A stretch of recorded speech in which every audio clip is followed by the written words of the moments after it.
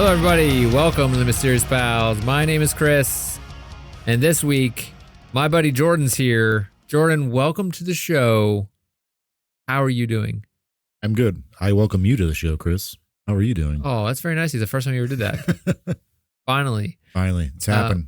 51 episodes in. 51. Episode 51. Not the big one yet. 52 is going to be the big one. The big one. As 1 year straight.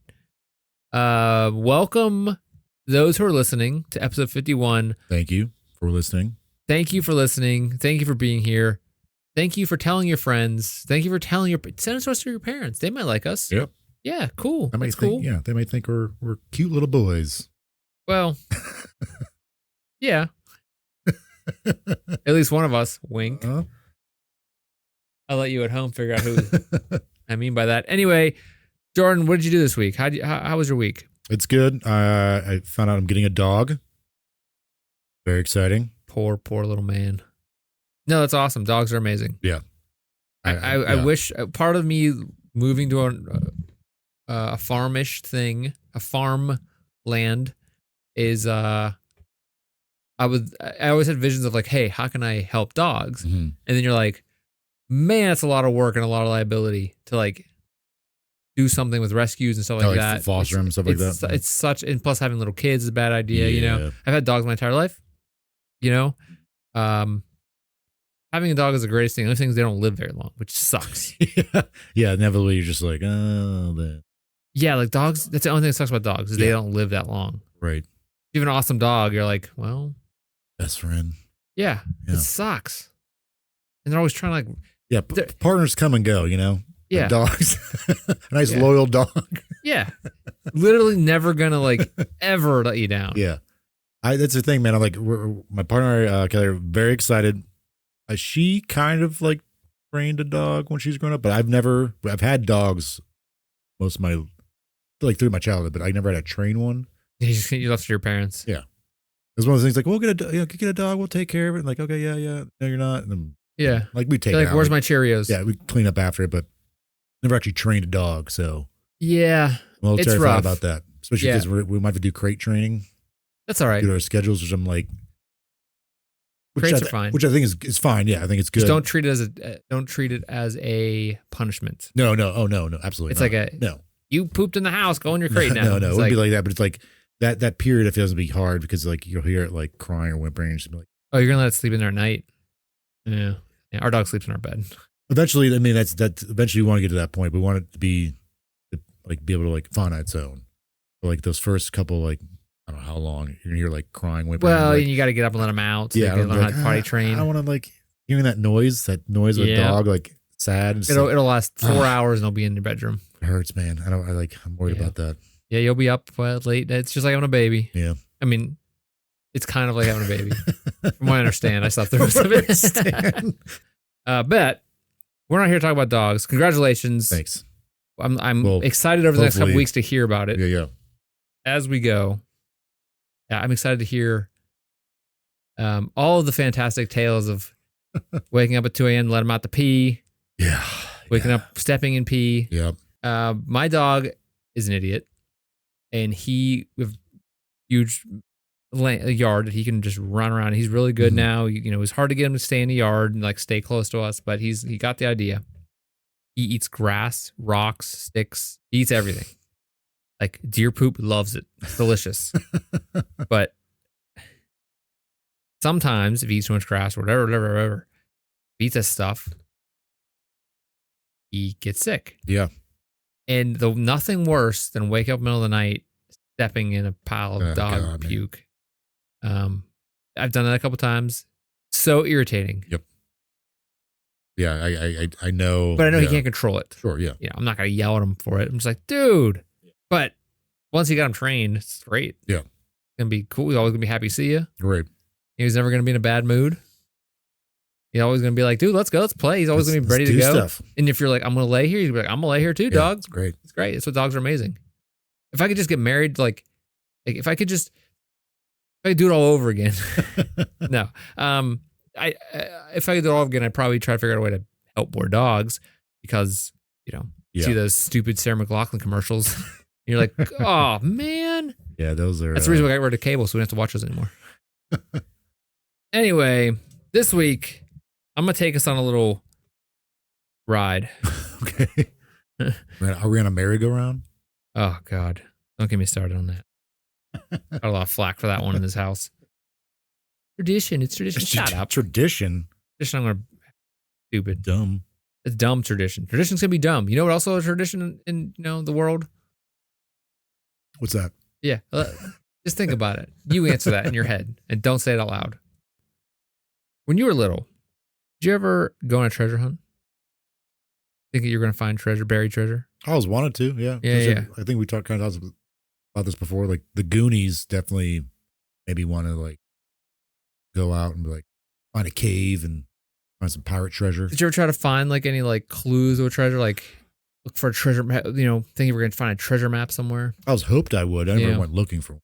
Is there any like movies or stories, books in your childhood that was like about treasure hunts besides the Goonies? Oh man. I guess I feel like Jones. I feel like a bunch of them, right? I feel like I've read a bunch of kids' books growing up, like that had stuff like that. I was into like fantasy kind of stuff. Boxcar Children. Boxcar Children. I'm sure they went on a treasure hunt at some point. Did all the time. It was like every book, probably. I don't know. You heard about that one treasure, like Fenn's treasure, Fenn's Millions. I don't know. It's like this guy, like he's a rich guy that like basically hid treasure like in modern America, and like it recently was found like last year. Oh, so I thought you were talking about someone else. There's someone who gave a bunch of clues, and the last one wasn't deciphered. I don't know. I guess that's not the same guy. So someone found this guy's treasure. Okay. Like it was for I don't know how many years ago. But the guy even wrote a book too, I think. Yeah, he was like dying of cancer or something. Forrest Fenn's treasure. Oh. But like they just found it like recently. What was in there? Treasure.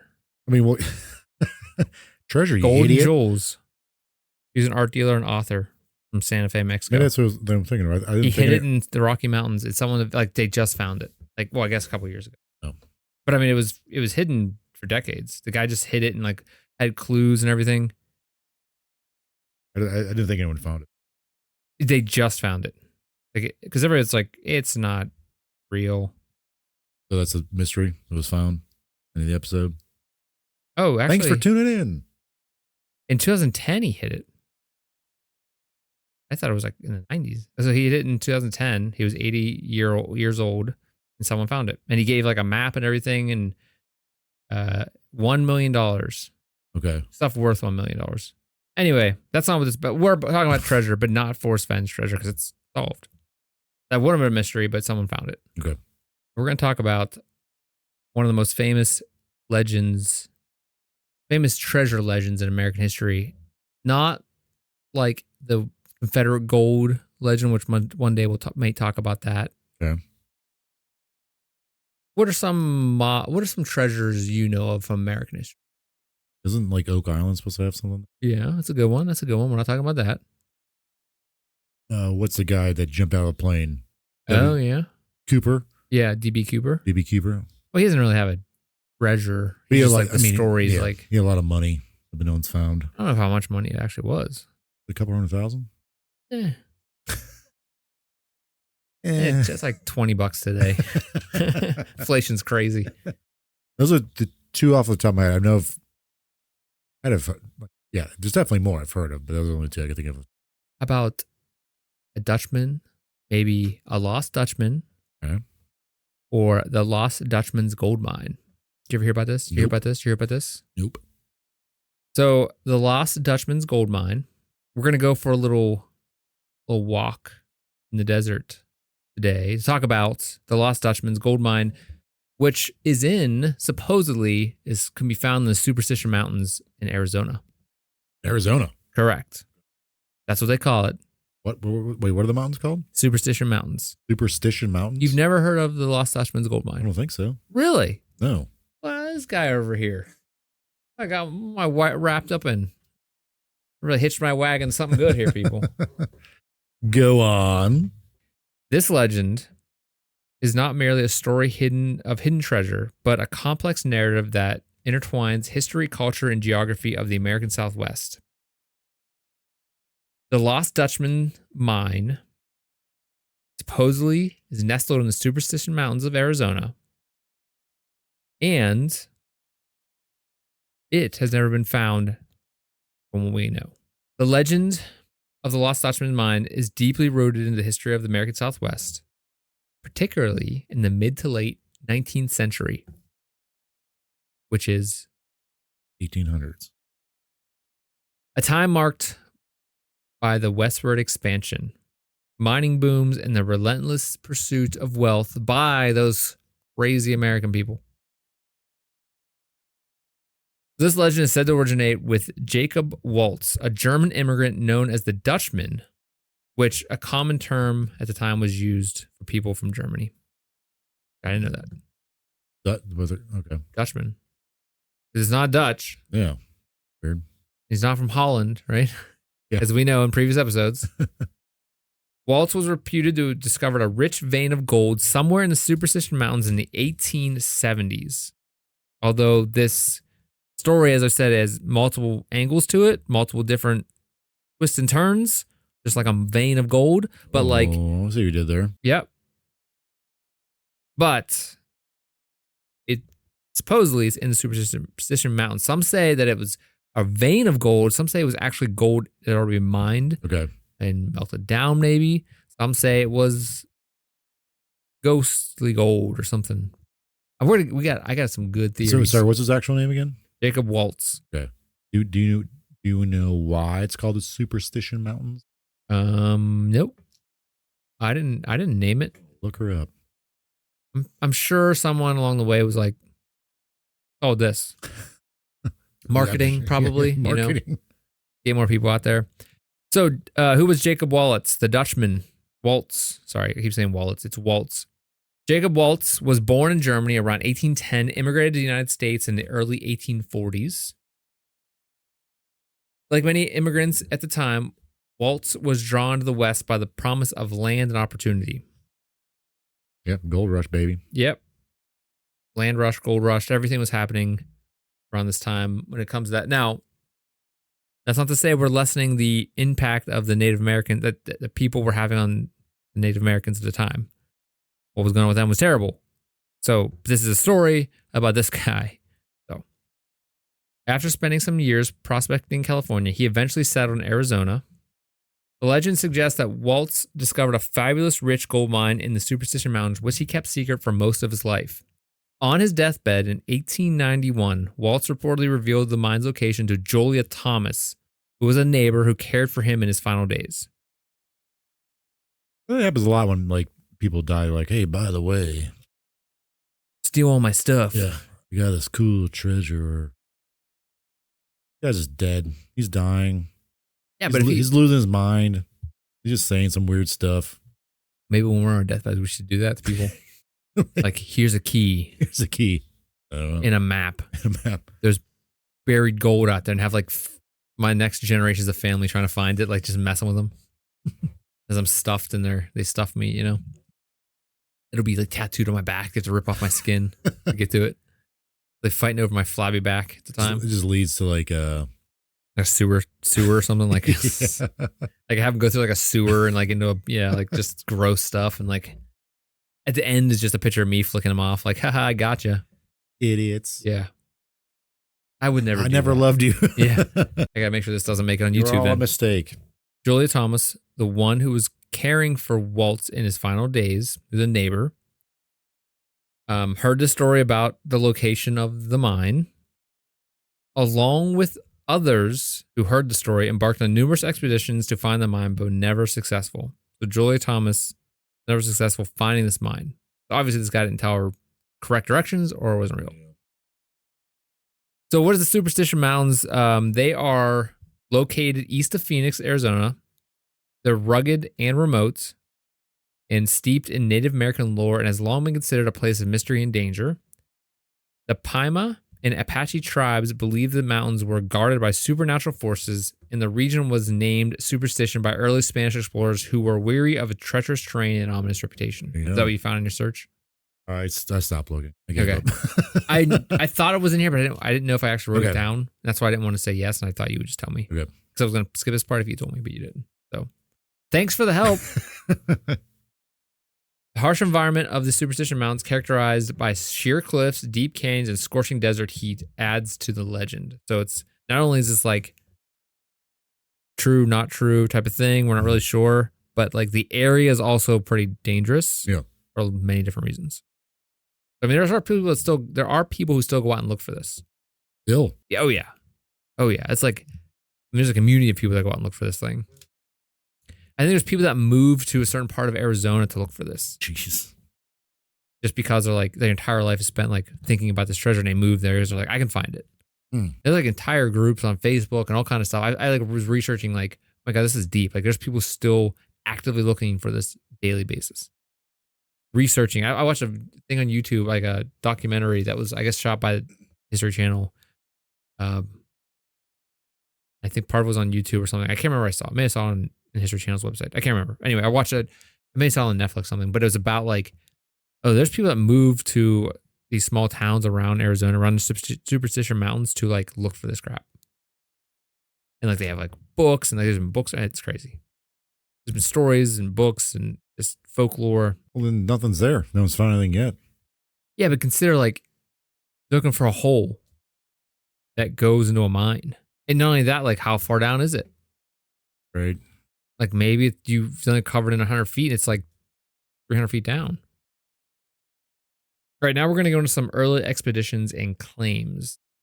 In the years following Jacob's death. Sorry, when did he die? What year was it? 1891. Okay. Several individuals claimed to have discovered the location of the Lost Dutchman's mine. However, these claims were often based on dubious, I love that word. Dubious. Dubious evidence. Nice. And none resulted in discovery of a significant gold deposit. Significant, though. Did they find some gold? Is that what we're saying? From what I understand, this is a lot of people saying, I found gold, and then, but if you found it, you wouldn't tell anybody. I wouldn't. No. Because you just get it and get the hell out. Yeah. You would never tell anybody. That's the thing that drives me crazy about this whole thing is like, if you find it, I'm not going to tell anybody. No. I wouldn't tell anybody until I got all the gold out and be like, hey, by the way, I found it. Deposited it somewhere. Yeah, yeah. I'm like, yeah, but then it's like one of those things like, they're just going to come after you. yeah. Or they'll be like, you're on my land. Yeah. Like, who knows what the land is? Right. And I'm wondering too, because when you're saying this, like, this land protected by federal government or like the state government? Yeah. I mean, is it on private land? Yeah. Right. It makes you kind of think about if like I won the lottery. I don't want to tell anyone I won the lottery. Depending on the state, you might have to. That's another thing. That's what's weird too. Like I don't want that. Then people come out of the woodwork, like, hey, I'm your second cousin. Yeah, you can afford someone to shoot that guy. That's true. Yeah. And I'll be sitting on the roof like, yeah. You want to buy me a Lambo? All right. So the mystery surrounding the mine only deepened as more treasure hunters ventured into the Superstition Mountains. A lot of them disappearing without a trace, or some disappearing without a trace. Still, some people being discovered, dying. You know, like there's a lot of people that went out and looked for this and died in the early 1900s, especially. Yeah. Some that just never, they don't know what happened to them. So this like kind of all this happening where people are going to look for this, fueled rumors of curses. Like a good and curse the idea with treasure. That the mine was protected by supernatural forces that are already in the Superstition Mountains. Like that was part of it. I don't know why this Jacob Waltz guy was able to get to it or what happened, but there's going to be stories about that. Okay. The other thing that comes up about this is before we get into like the curse and stuff like that, you have to remember that the press, which comes up a lot, the role of the press at the times in continuing YouTube podcasts about this still to this day. The press played a big role in making this story popular among society, continuing to this day. Are we talking like sensationalism? Maybe. So newspapers and magazines in the early 20th century, which published sensational stories about the mine and the people who sought it. These accounts often exaggerated the wealth supposedly hidden within the mountains and highlighted the tragic fates of those who searched for it. So like people are going out and look for this, it must be real. Yeah. People are dying for it, it must be real. Right. But also, what's considered rich for this Dutchman guy, the Dutchman, Waltz? Like, was it a handful of gold? German immigrant, you know. I mean, that could have been like all the money in the world. Yeah. Maybe he had like one nugget every year, and he was like enough to beat him. Yeah, but like, did he? This lady had to take care. His neighbor had to take care of him, right? Right. So he wasn't rich. Yeah. Why would he never have like cashed in? But again, it's the 1800s. They have like, there's not like they have like in-home nurses. Yeah, no, I know. I'm just saying, like, as long as they hired someone to come live with them. I don't know. I mean, if he was rich, he probably could have. Depending on when he got rich. Maybe he got rich in the last 10 years of his life, and he was like, I can't get it out of there. The press played a crucial role in transforming the Dutchman's gold mine from a local tale into a national legend, sparking widespread interest and attracting adventurers from across the country. Again, like I said, people are moving there, living there just for this, because they think they're going to make it rich. A gold rush, if you will. Like a old gold rush. I wish I would have got into a gold rush. Sounds like pretty fun. Yeah, like all that excitement, like, oh man, I'm gonna make it. And you're like, every day you're disappointed, but you're like, it doesn't matter because tomorrow could be the day. Yeah. I guess it's kind of like gambling, though. Never ends up well. Because it's pretty much gambling, yeah. Of course. Yeah. You're kind of putting your whole life on it. like, I want to be rich. You used to like go out there, like, I know they built towns and stuff like that, but if I was out there, I wouldn't want anyone to know what I was doing. No, I mean, like I said, for the sake of you did find something, like, in that way you have to like live alone pretty much off the land. Yeah, maybe it's solitary, like it's like one of those like. But you're in the desert, like, what are you getting for food? Like hunting weird stuff out there. Yeah, I mean, 1800s they had that down. They understood it. Nowadays, the supermarket's closed, and we're like, oh my god, what are we gonna do? We're dead. Well, Uber Eats it is. Yeah. Like, oh no. Can't wait. What? Burger King closed at 12? Oh my god. This world coming to. Yeah. I'm dead. I'm gonna die. This is the worst day ever. First to get rid of supersized meals. Like, get a Big Mac after 12. Place is prison around here. Okay, so let's go into the curse. Ready for a curse? You like a curse? I like a good curse. You into curses? Yeah. Good. Especially like treasure. Good treasure curse. Yeah, like especially like the old like Egyptian tombs. Those, yeah. People going there like Tutankhamun's tomb. Yeah. Yep. That's like, I guess it wasn't just like germs killed those guys. We'll never know. There's no way to find out. All right, let's go back into the curse then. As the legend grew, so did the belief in a curse associated with the mine. The idea of a curse was reinforced by the numerous unexplained deaths and disappearances and superstition, as I mentioned. Over the years, many treasure hunters have ventured into the mountains and never returned, leading to this curse theme. As I said, though, this also, that's in the press part, this is like really served the legend and increased it, made it more enticing. So the origin of the curse associated with the Lost Dutchman's gold mine can be traced back to the Native American beliefs and early encounters with the harsh and mysterious environment of the Superstition Mountains. The Apache tribes long considered the Superstition Mountains central to the legend of the curse. Yeah. So even the Native Americans believed this place to be spiritually important, but also cursed. This belief influenced the stories of the treasure hunters, meeting tragic ends with while searching for the Lost Dutchman's mine. Also, from its original discovery into the Western, historical records, as explorers, the people from Western Europe came. These stories that were from these tribes, yep. Their beliefs kind of set it up to be like, oh, this is also like, it was already set up to be that. Right. Because even they called it superstition. I feel if you're willing, like if one of these people trying to find this gold or anyone going out west trying to find gold, you're already putting everything on the line. Because it is kind of like gambling. So I'm guessing if you're one of those people willing to do that, you probably already have some kind of superstitious part to you. Perhaps like.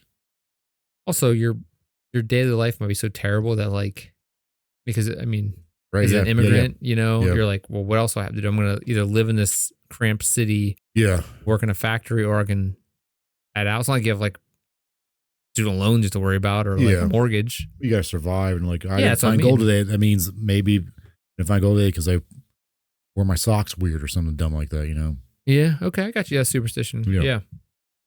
And then the superstition around like the mounds themselves and like possible curses, like they don't really feed into that. Plus, like I guess the people in and around this area talking about it, Sure, making it worse. Word of mouth. Yep. Yep.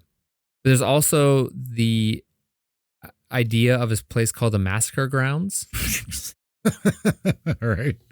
within the Superstition Mountains. It's said to be a site where the Peralta mining party was ambushed and killed by the Apache warriors. And Apache warriors. marketing of this place is great. Yeah. According to some versions of the story, and we're going to go into the story a little bit, the mine was originally discovered by the Peralta family, a wealthy Mexican family who operated gold mines in the region during the 1800s. The Peraltas were said to have been ambushed and killed by Apaches while transporting gold from the mine, leading to the mine's abandonment. The legend of the Peralta massacre added an element of danger to the story, suggesting that anyone who attempted to find the mine would also meet a similar fate.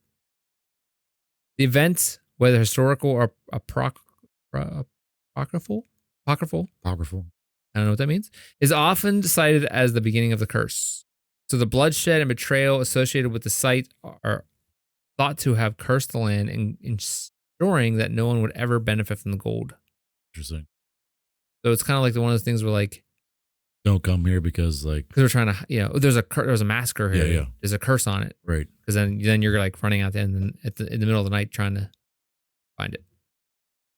This family they got the gold out, or it seemed like they already Supposedly, mined it. We're going to go into It it. was already mined, so it wasn't necessarily vein. Like the vein was mined. Or part, I mean, it could have been partial. Yeah. It could have been, they're talking about 1800s, they're using horse and buggies, a family dragging it back and getting murdered.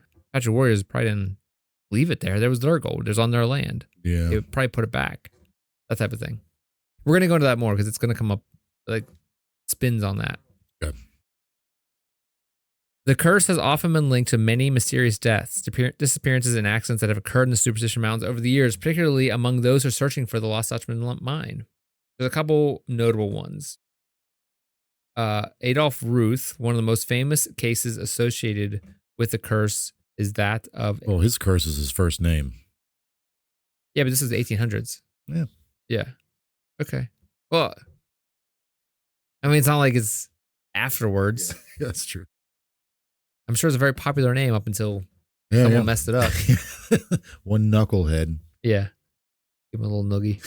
All right, back to Adolf Ruth. He was an amateur treasure hunter who disappeared in the Superstition Mountains in 1931. Ruth had been searching for the Lost Dutchman mine using a map he believed pointed to his location. He probably bought it for like 3 pennies down at the store. Some guy's like, ha ha ha. Yeah, the old Dollar General. Ruth had been Dollar General or General Store? General Store. Like, wait a second, that's today. Dollar was a lot back then. Yeah. Wait, 1931. We're right around the time of the other Adolf. Yeah, but he didn't get bad yet. I mean, he was, but he wasn't good at it yet, I guess. I don't really know when he was getting bad. Oh, this is in America, though. Ruth had been searching for the Lost Dutchman mine using a map he believed pointed to his location. I just said that. His skull, found months later, bore a bullet hole, and his death was ruled a homicide, though the circumstances remain unclear. Ruth's death is often cited as evidence of the curse's lethal nature. Some believe that he was killed either by someone protecting the mine or by supernatural forces that have guns, apparently. That Those with guns. Yeah. Be something. That'd suck. Yeah. Like, oh, wait, ghosts are real? And then just shoots in the head. Yeah, I'm like, whoa, ghosts are dead. I guess they would have to have guns. Right? Or they're trying to pick it up and I don't know. Then we talked about recently, like about how can ghosts stand on floors and go through walls? So they're trying to pick up the gun, like, oh no. It's like, can't pick up the gun. Yeah. Reminds me of Casper, the movie with the like 90s Casper. Yeah. With what's her name? Christina Ricci. Man. Well, I was in love with her whenever I was at it. Yeah, like whenever let's preface that. Yeah, I remember whenever I was watching that movie as a young kid. Man, like that took up a lot of time. Yep. In my and I know a lot of the fourth grade class. All the girls at the time, like the guy, the pre-Casper, like Casper before he died. Like the kid that played Casper. Was he on there for like 5 seconds? Yeah, but still. He like came on the steps or something. Wasn't he in like Tiger Beat or something like that? JTT. He had the JTT haircut. He did. It was very popular. Every boy had it. I had it. Yeah. We all had it. The undercut. Yep. And that's back, I think, probably. Another victim of the supposed curse was James A. Cravey, who disappeared in 1947 while searching for the mine. His decapitated body was found years later, miles from his campsite. The gruesome nature of his death, coupled with the fact that no clear cause was determined, led many to believe that this curse was responsible. Decapitated. Yeah, but it's 1947. How do they even know it's the same guy? I guess if he had this stuff with him, maybe. Yeah. Or maybe like he died from exhaustion or something and rotted away and his head was disconnected by wolves or something. Yeah. Coyotes. Buzzards. I don't know. Like, how did I know it was decapitated? Unless there was like cuts in the bones. I feel like that time you could tell if something was cut. Science, like. Yeah. They have the tools. Yeah. They would know if it was. That would suck. How the head was removed. Yeah, that'd be rough. Like, could the head they found that they thought belonged to the other guy be this guy's head? Or the previous guy got ate off because. Head shot off? Yeah. I mean, was a bullet hole in it? I figured like when you're thinking about this, there are probably like skeletons everywhere. Yeah. Over the decades, numerous other treasure hunters have met misfortune in the Superstition Mountains. Some have disappeared without a trace, while others have been found dead under mysterious circumstances. The rugged and treacherous terrain of the mountains certainly contributes to the dangers, but the curse often invoked to explain the usually high number of tragedies associated with the search for the mine. I feel like if I was one of those people out there, I was hearing about this stuff, I was like, yeah, I don't want to find this gold. Well, maybe you can find it. But you're also like, I feel like at that point, you're already all in at that point. If you're willing to move out there, find this gold, like you're already all in. So like, why not just risk this curse? Keep going and find it. You could be the lucky one. Gets the gold. Defies all the odds. You know what I'm saying? You know what I'm saying? That reminds me of something. Do you know what I am saying? Those who remember, we did an episode on Jack the Ripper. 2 episodes. Mm-hmm. The most recent season of Unsolved Mysteries on Netflix just came out in July. First episode's about that. They're just now doing one on Jack the Ripper? Yeah. Jeez. It's really good. Like modern information. It's really good. Who hosts that? No one. No. It's just a show. But it's really good. It's just a show. I mean, I think there's a guy that talked like a guy that's voiceover, but like the guy that did the original one, man, he did a great job. One of the 90s. He was in the I think we talked about this before. Yeah. Because I said it was John Walsh, wasn't him. Yeah, but like there's like they do one on Jack the Ripper. One of the episodes on Jack the Ripper is really good. The first episode. All right. We talk a lot about like what we talked about, but like also like newer theories and stuff.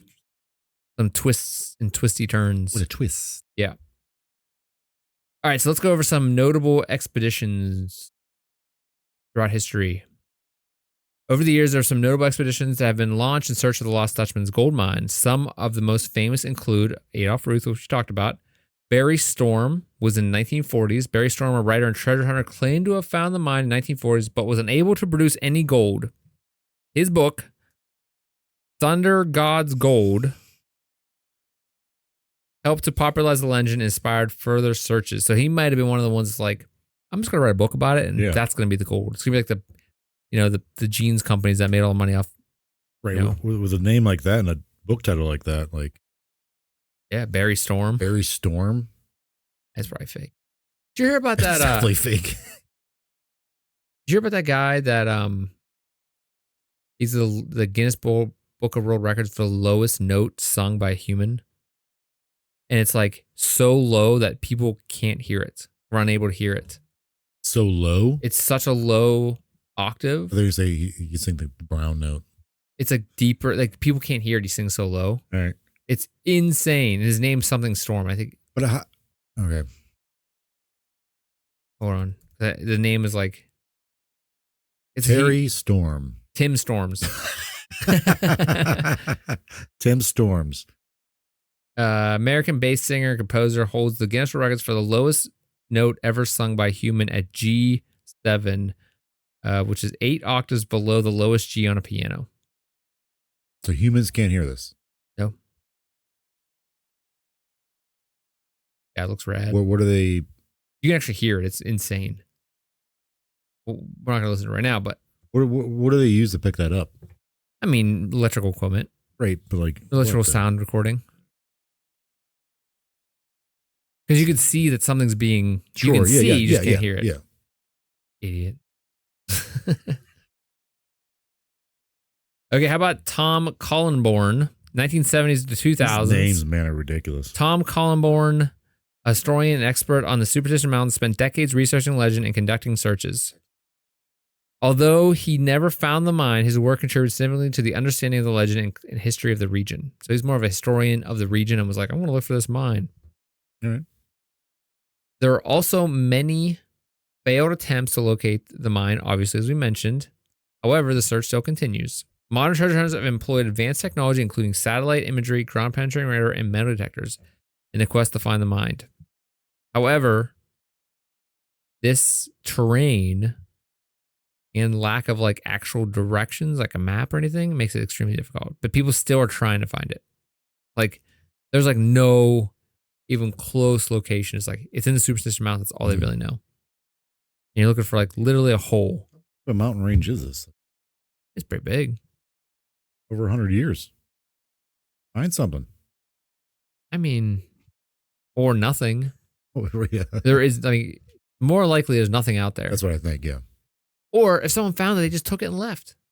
Right, yeah. Like, again, like I said, if someone did find it, they're not going to say anything. I wouldn't say anything. Yeah, except like your friend just got like insanely rich and like, whatever happened to him? I would just fake my own death. Yeah. I want to go into some supporting information. Yep. So I'm going to take the spin that like, let's go into the information that's out there about this actual thing. All right, spin it. I'm going to spin it up. Spin it. I'm going to be the enemy. One of the primary supports for the legend comes from historical accounts and testimonies, particularly those associated with Jacob Waltz. Jacob Waltz, a German immigrant, lived a modest life in Arizona. However, the years leading up to his death in 1891, Waltz was known to have significant qualities of high-grade gold ore. There's a thing you mentioned before. Yeah. So, witnesses including his close friends, Julia Thomas being one of them, claimed that Waltz spoke of a rich gold mine in the Superstition Mountains that he had discovered but kept secret. The fact that Waltz possessed such valuable gold lends credibility to the story of the hidden mine. So there's people have seen high quality gold ore that he had prior to his death, but also noticing that like he lived modestly up until the years leading to his death. So he must have found the mine before he died, like a couple of years before his mine, he died. Another is Julia Thomas's testimony. Julia Thomas, who cared for Waltz in his final days, claimed that Waltz provided her with the clues of the mine's location. After his death, she and others attempted to find the mine using the clues. Though they were unsuccessful, Thomas' account is one of the earliest and most direct pieces of evidence supporting the existence of the mine. Okay, so that's another supporting factor. Another is Adolf Ruth's map. The guy we talked about. That's right, he had a map. In 1931, Adolf Ruth, an amateur treasure hunter, disappeared while searching for the Dutchman's mine. Ruth's body was later found in the Superstition Mountains along with a map believed to show the mine's location. Ruth's death, along with the discovery of the map, added a layer of intrigue to the legend. Although Ruth's map did not lend to the discovery of the mine, it reinforced the idea that such treasure could exist. Again, he probably bought it down at the general store, the Dollar General, as you said. The old Dollar General store. Yeah, it was like in a Time magazine or something. Some more supporting evidence in the Peralta stones. So that was a family. Peralta stones are a set of stones allegedly discovered in the 1940s. Another piece of evidence often cited in support of the Dutchman's legend. These carved stones featured cryptic symbols in directions that some believe point to the location of the mine. The stones are thought to be connected to the Peralta family. That was that rich family from Mexico that owned a bunch of mines that were then murdered, supposedly. Legend says. While these stones is debated if they even existed or if they're real or not, like from this family, they have played a significant role in keeping the legend alive. The stones include Spanish inscriptions which have been interpreted as reference references to treasure or gold.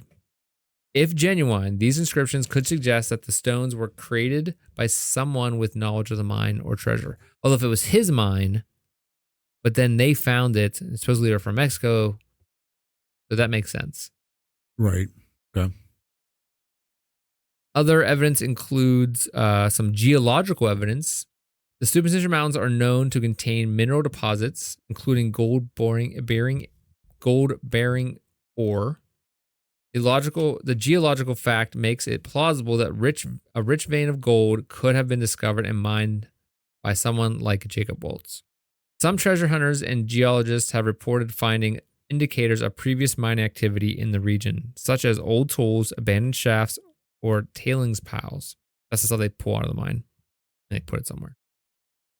While none of these findings have led directly to the Lost Dutchman's mine, they suggest that mining did occur in the area, which could be connected to the legend. However, there's probably tons of these out there because it was the gold rush. Yeah. Yeah. So that doesn't help anything. No. But I digress. Really quick, I forgot what I was trying to look up earlier, but I came across this. This is according to Wikipedia. Regards the Superstition Mountains, some Apaches believe that the hole leading down into the lower world or hell located in the Superstition Mountains. Yeah, I imagine that would be. Is that where the gold is, Chris? Is that like apocryphal Jules Verne tale?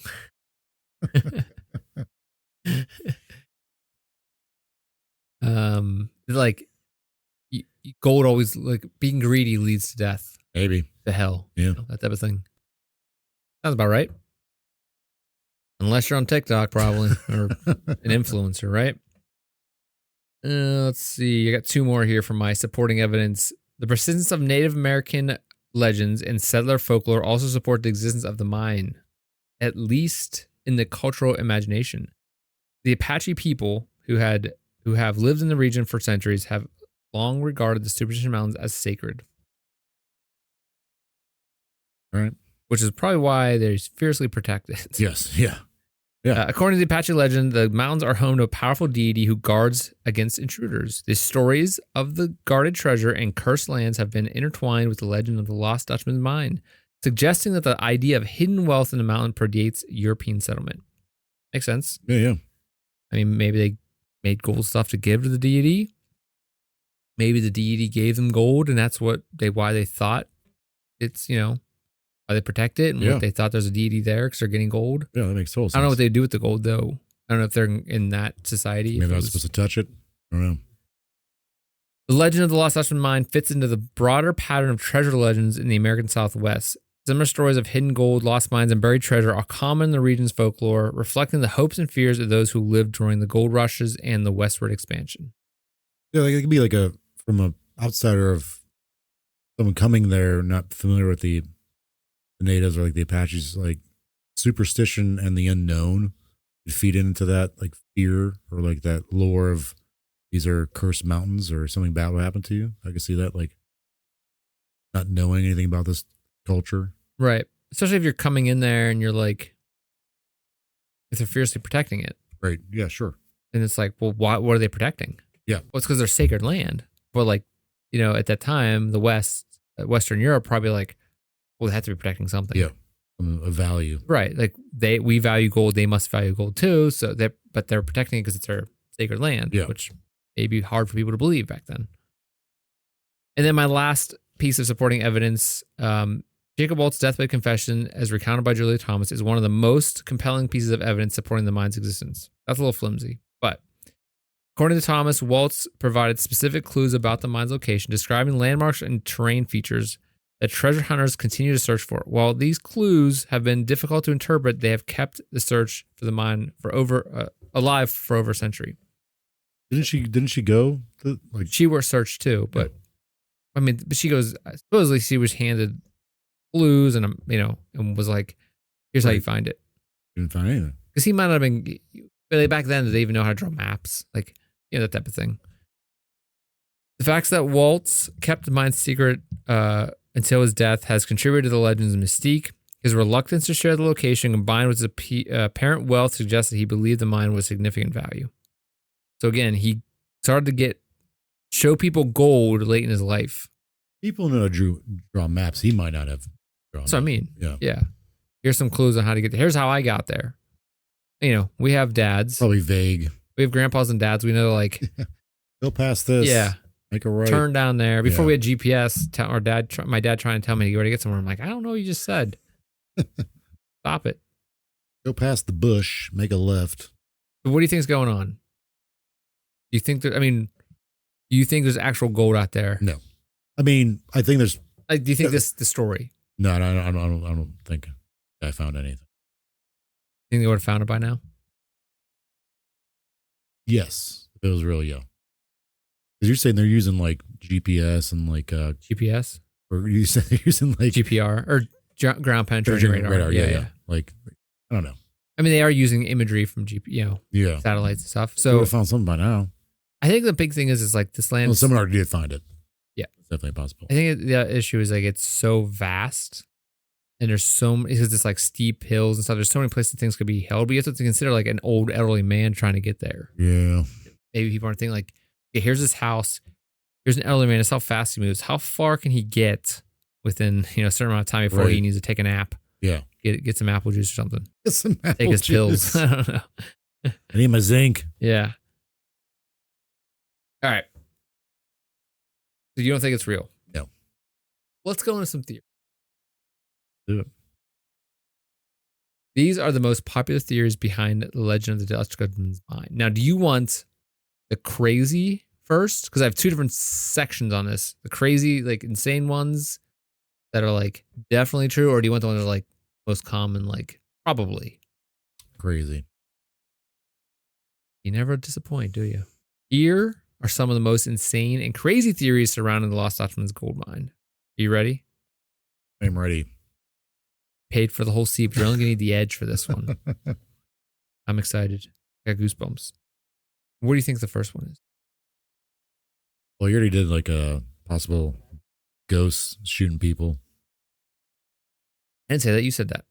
No, you didn't say that like one guy got shot in the head? Yeah, but you said a ghost did that. No, I thought you said there was like a... I mean, they think like spirits could have killed these guys. Yeah, but the guy got shot in his head. The one guy got shot in his head. Yeah. I don't think a spirit did that. I'm not insane. I don't know what you're drinking over there, but Big Daddy's fine over here. I got my wits about me. I don't know. Hit me. How about alien involvement? Okay, there it is. Okay. One of the most outlandish theories suggests that the Lost Dutchman's mine is not of Earth originally, but is instead linked to extraterrestrial activity. Period. I didn't get. According to this theory, the gold mine is located on or near a portal used by aliens. Yeah. Okay. Some proponents believe that the mine's gold is type of alien technology or material that has special properties unknown to humans. So maybe this is like their garbage chute. They're like, get this gold out of here. Yeah. Too advanced for gold. We don't need. Yeah, gold. What's that one movie? I gotta put that down. The movie where like the aliens come to Earth to get gold.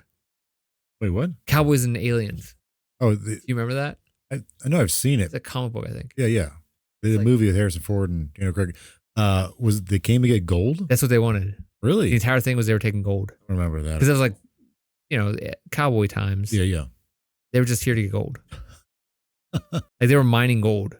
Oh, I don't remember that. I don't remember that movie very well. But that's what that's about. Interesting. Maybe we'll watch it someday. I spoiled it, but Okay. This theory of the aliens draws on the broader context of American Southwest, a region known for UFO sightings and conspiracy theories such as those surrounding Area 51. Yep. Some claim that the Apache spirits said to guard the mine are actually extraterrestrial beings protecting the hidden base. Okay. Others believe that strange occurrences and disappearances in the area are due to people being abducted by aliens rather than cursed by the spirits of the mountains. Okay. How about time travel? Another theory suggests that the Dutchman's mine exists in a different dimension or timeline. Okay. Yeah. All right. Yeah. Like that. This is only accessible through specific circumstances or anomalies in time. According to this idea, the mind can only be found when certain cosmic or temporal conditions align, making it visible and accessible for a brief period. Why would there be dead people? Who said there's dead people? They found a decapitated body, right? Yeah, but they may not have been found it. They may not have found that. Like the people that they found. Okay. I mean, there's other people that have gone missing, never been found. Yeah. That's just specific examples. Proponents of the theory argue that the mind is hidden in a time bubble or alternate reality, which is why it has never been consistently located. Some claim that those who found the mind, like a Jacob Waltz, accidentally stumbled upon it when these conditions were met, only to find that they could never return to it. Because it could be part of a parallel universe. Okay. Another variation of the theory posits that the mind exists in a parallel universe. In certain locations, the Superstition Mountains are thin spots where the veil between dimensions is weak, allowing the mind to be accessed from the world only under specific conditions. So like the idea of like parallel universes, like there's places where it's like kind of wavy, and like certain times the waves overlap, that type of thing. Yeah, like a Venn diagram. No, like no, not at all. No, not even close. Yeah, parallel, wavy parallels. Yeah, they get two lines and like sheets, waves. Yeah, not a Venn diagram. Well, there's overlap. No, there's no Venn diagram. No, don't sneak that in there. Yeah, this one's dumb. Dumb. It's just like, we can't explain any of this, so we'll say it's aliens, or we can't explain this, so it's time travel or parallel universe. I would love to know. I want to believe it. If parallel universes are real. Yeah, I want to believe it, but I mean, there has to be something out beyond what we know of space. Oh, 100%, yeah. Like, what are we expanding into? I'm just saying in this particular example, like stuff like this, are like, oh, we can't explain it, so we'll just say it's a parallel universe or aliens, like a cop-out kind of thing. Yeah. But I think that's all of this, I think. This entire show is a cop-out. We should be working right now. We're just hanging out with our families. I don't know. Yeah, it's late. Yeah. We're hanging out in the basement. We should be sleeping. How about the lost city of Cibola theory? All right.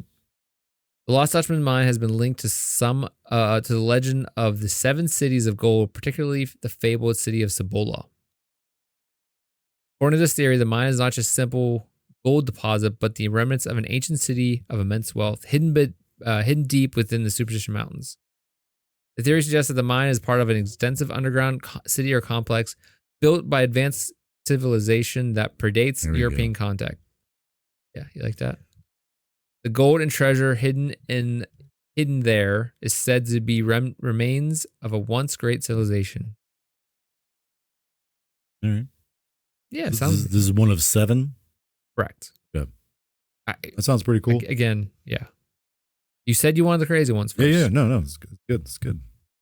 Some versions of this theory claim that the Lost Dutchman mine is not a mine at all, but the entrance to a massive vault containing untold riches, ancient artifacts, and perhaps even secrets to the lost technologies. That's where I found you. Vault boy. Yep. How about the supernatural guardian theory? Okay. All right. Got a lot of these. One of the more mystical theories posits that the Lost Dutchman mine is guarded by a supernatural entity, possibly a demon, spirit, or deity, who prevents anyone unworthy from finding it. The guardian is said to curse those who seek the mine with madness, misfortune, or death. Some accounts the guardian is described as a shapeshifter, appearing as various animals or even a human to lead treasure hunters astray. Yep. This is when it's going to get good. You ready for this? Okay, yeah. Love it. Just these next 2 insane theories are good. Okay. Good ones. Good. Hollow Earth theory. Oh boy. All right. One theory connects the Lost Dutchman mine to the hollow Earth concept, which posits the Earth is hollow and contains entire civilization or landscapes within it. According to the theory, the Superstition Mountains are one of the entrances to the inner world, and the mine is located within this opening. Mm. The Lost Dutchman mine in this context is not about gold, but is seen as a portal to the inner world where untold riches and knowledge await. Oh, little addendum here. I don't even know if that's right. These beings who live inside the earth might be responsible for the legend of the gods and spirits associated with Superstition Mountains. So they may just put it out there like, hey, keep these people out of here. Yeah. The Apaches may be those people too. The last one of insane theories. We saw about the real theories. Some theorists believe the U.S. government knows the location of the mine and actively concealing it for its own purposes.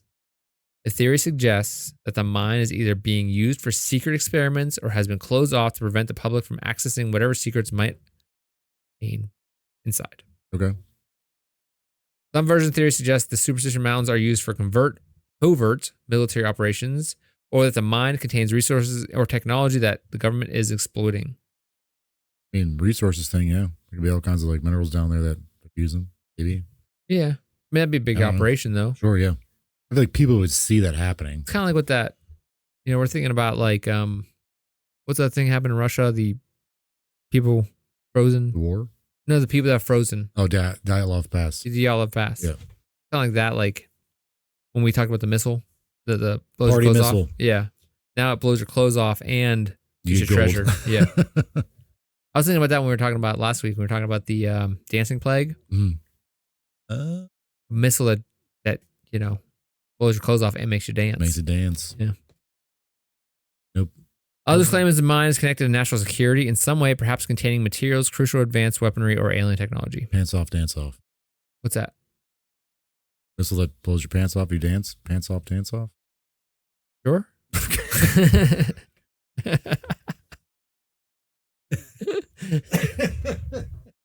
Sure about that? You sure about that? I don't know. Is that where you're going with just this? threw it out there. How about we talk about some normal Okay, theories? okay. Yeah. I know what you're doing after work. I don't care. Let's go into some actual, like, more realistic theories. Still, as a level-headed man over here, I must say these are, yeah.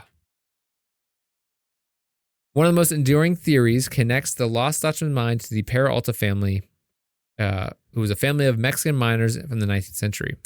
This is the Peralta mines theory.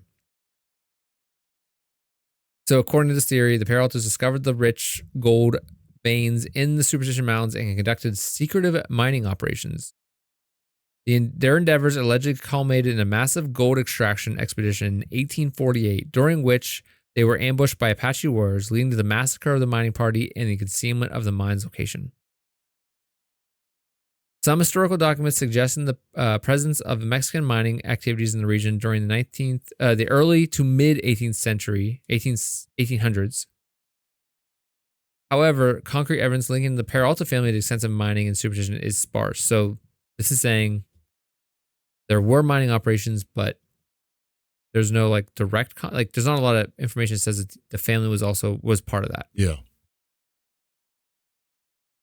The Peralta stones, however, discovered in the 1940s, are a set of carved maps believed by some to guide treasure hunters to the hidden mine. These stones feature cryptic symbols and Spanish inscriptions. Some researchers, like James A. Feldman, argue that for their authenticity and connection to the Peralta family. Others remain skeptical, citing inconsistencies in the carvings and lack of evidence. James A. Feldman was one of the resources we used. You can find his information below. So I guess there is Peralta stones, but like, why? What are they using them for? Yeah. Or like, how do they, like, if they have them and it says what they are, then why can't we find them? Right. Find the map or find them. So is it believed that someone in that family made those stones? Yeah. Okay. Why would they do that? If it's their mine, why do they want people going there? I think the big thing is that they may have just carved them so like they knew where they were. Like they could have been marking stones like on the road. The stones consist of 2 red sandstone tablets and heart-shaped rock made from red quartz sites. I'm just looking up online what they exactly look like. So I guess these stones contain like markings on them, and then they can like look at like satellite imageries and find the shape of the stones and match them up and be like, okay, this here's a location here of like this triangle type of thing, and that's cool. Here's a straight line, and it's like so far.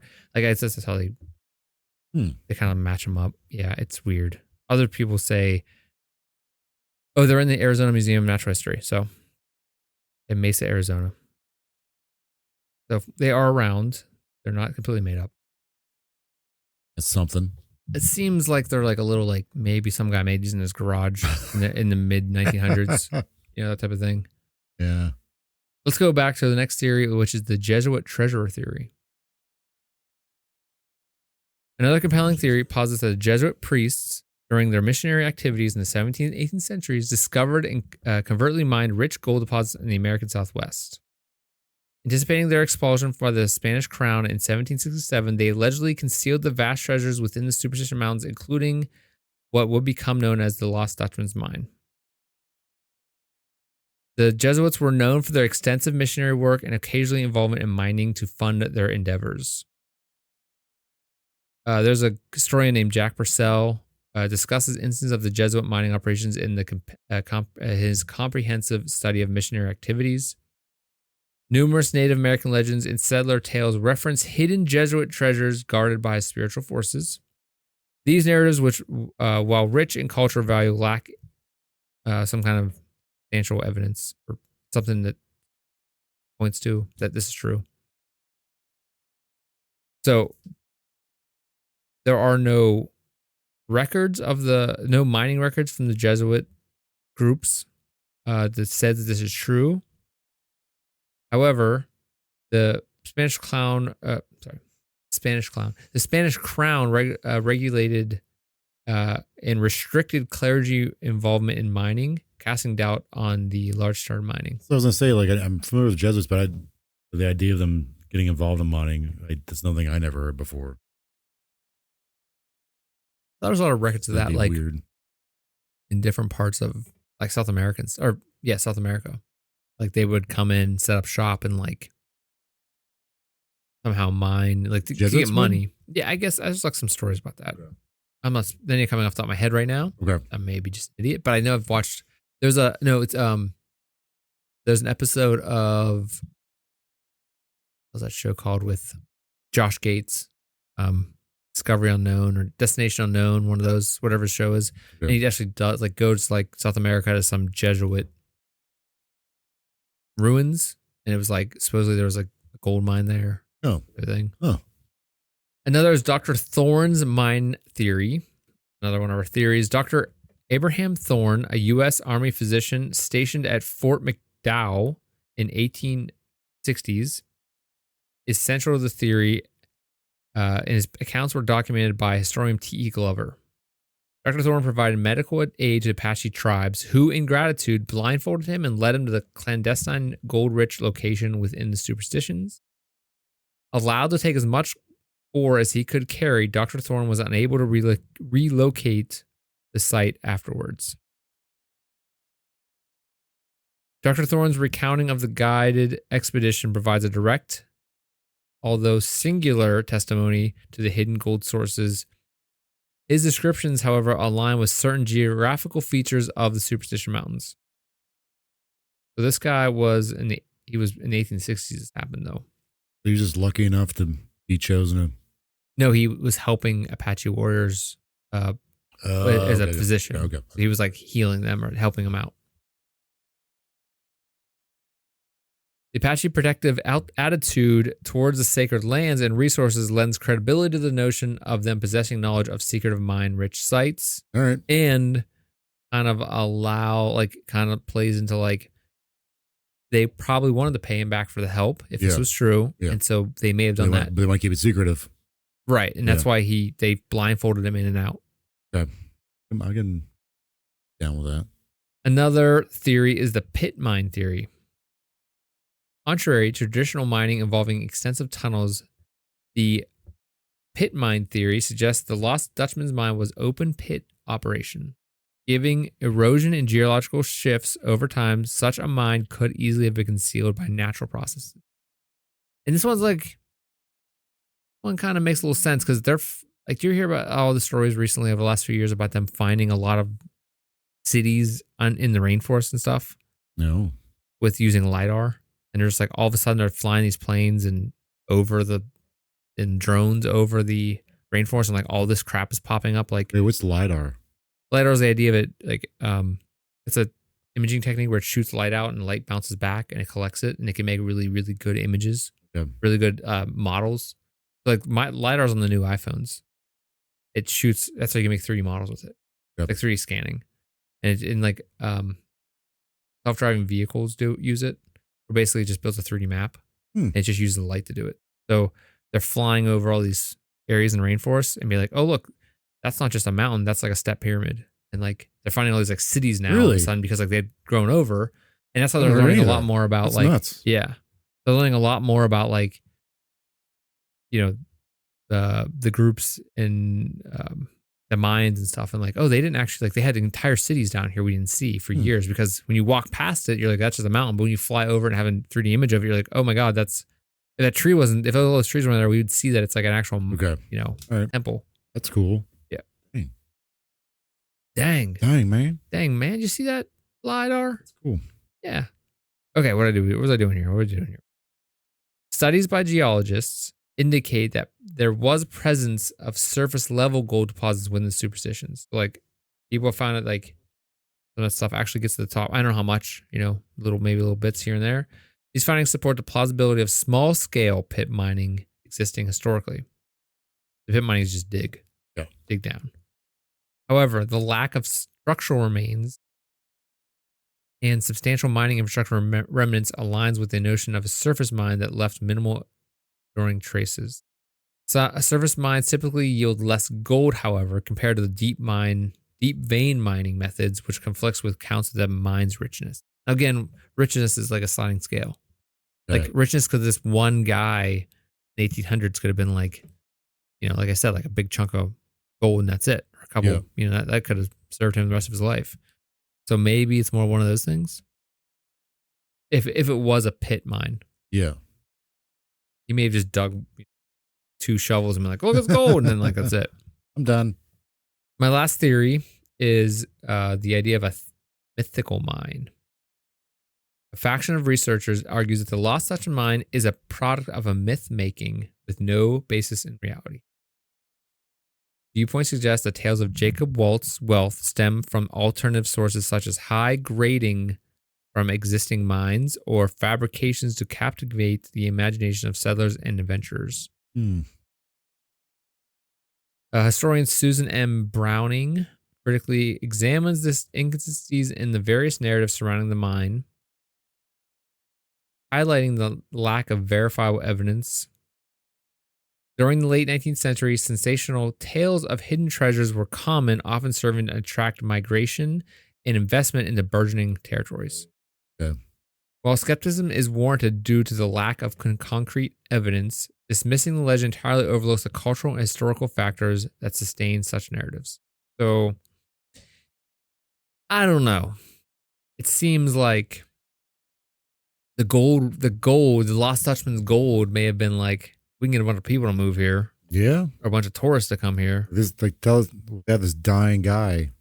Yeah. They spew some stuff out. And one of the things where, like, I hate about media and society and stuff sometimes is like, you can't silence this thing has gotten so big that and economies areas are based on it.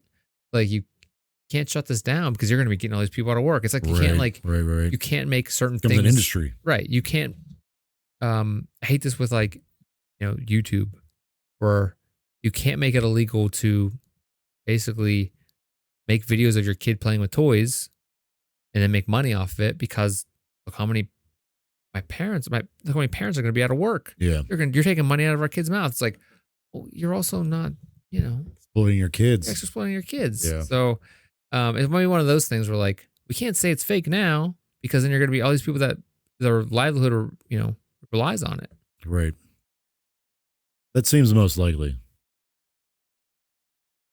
Or, this guy, because I've seen read about so many people like their deathbed have like these confessions about like taking part in something like, oh, I killed JFK, or like, I don't know, I invented the Twizzler. It's just something dumb. I think even the guy who supposedly took the picture of Loch Ness Monster, like he made it on his deathbed, like it was just a toy submarine. Yeah. It's like, how many of these things are actually like real? If someone's on their deathbed, like, hey, I found gold, or whatever. Yeah, like I said, I'm going to do that to all my family. I'm going to leave a map somewhere. You want to make it like your life, like maybe you didn't do anything with your life, so it's going to make your life meaningful in some way. I don't know. That's kind of a weird, messed up way to do that. Yeah, like tell your family a lie so they have hope, and like spend the rest of their lives trying to find garbage. They find out you're just an asshole. Yeah. Crap was a tea bag. Big jerk.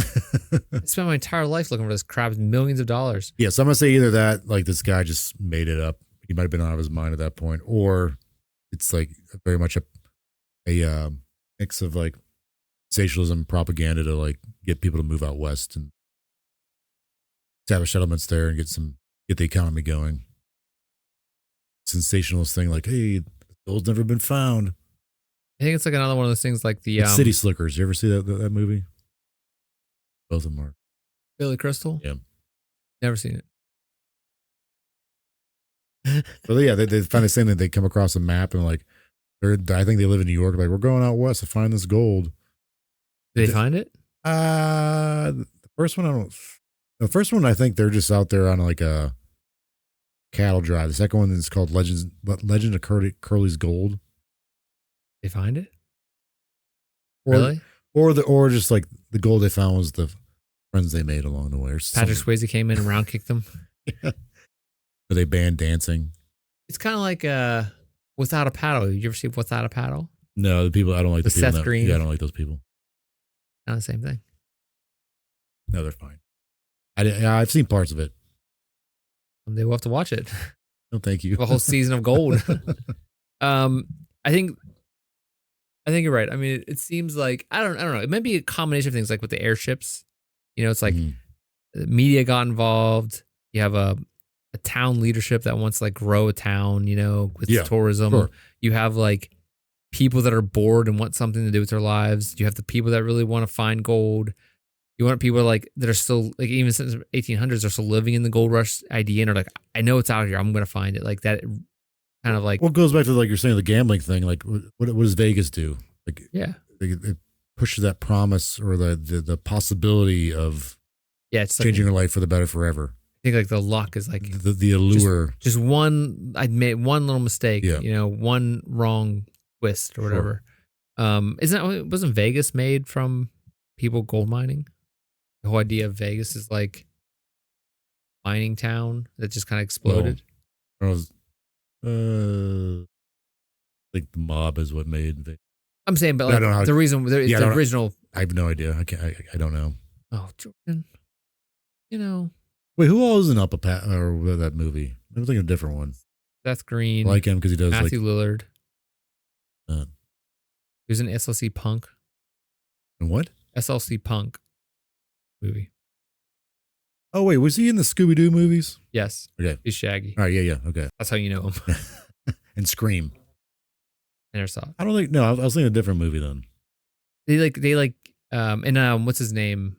It's married to that blonde girl. The tall guy. Okay. I don't know, man. He's married to the come on. I must say Freddie Prinze Jr. Dak Shepard. Is that what yeah. Yeah, the blonde girl. I think I know what movie you're talking about. I was thinking about, I don't know what the hell I was thinking about earlier. And like that, like, I haven't seen that though. I know there's a storm and they're like in a cave all scrunched up together without clothes on. Are they in a tree at some point? Yes, with hippie girls. They're hairy and they're throwing their poop. Yeah, I think I've seen that part. I was like, I think I'm good to watch it. Yeah, Dak Shepard, we're right there. Burt Reynolds is in it apparently. I bet they do the Deliverance thing joke in there. What's that? What's the Deliverance? You know that like that banjo thing? Yeah, that comes from Deliverance. What's Deliverance? These guys are going. I think they're on like a. Never seen it because I don't want to watch a scene. It's a very famous scene. These guys are, I don't know what they're doing, but they're going down a creek. Or like canoeing or something like that. Yeah, without a paddle. That's without a paddle. Well, some hillbilly, it's like these hillbilly characters get them and they. Hillybillies? Silly billies. Hillbillies. Hillybillies. Characters get them and they, get away with them. Yeah, okay. Sounds great. Yeah, I've never seen that. I'm not saying watch it. Good. I haven't seen it. I never seen it. The scene has been redone and made fun of many times. I think that's what I think there's probably in that movie. I think it's like in the Muppets movie they do one of those. Yeah. What? Like the deliverance joke, like with the sound. Okay. All right. Yeah. It also wasn't like a jam thing. Like I don't know. Whatever. That's stupid. Anyway. I'm gonna look something up now and I look at without a paddled. Got like sidetracked for without a paddle. Is that what you're looking up? No, I was looking at something different. Okay. Doesn't matter. Probably not important. Anyway, I want to close by saying that this curse seems to be interpreted as a moral lesson in some ways, that greed, sort of wealth, at any cost would lead to, and mostly does lead to, tragedy. Yeah.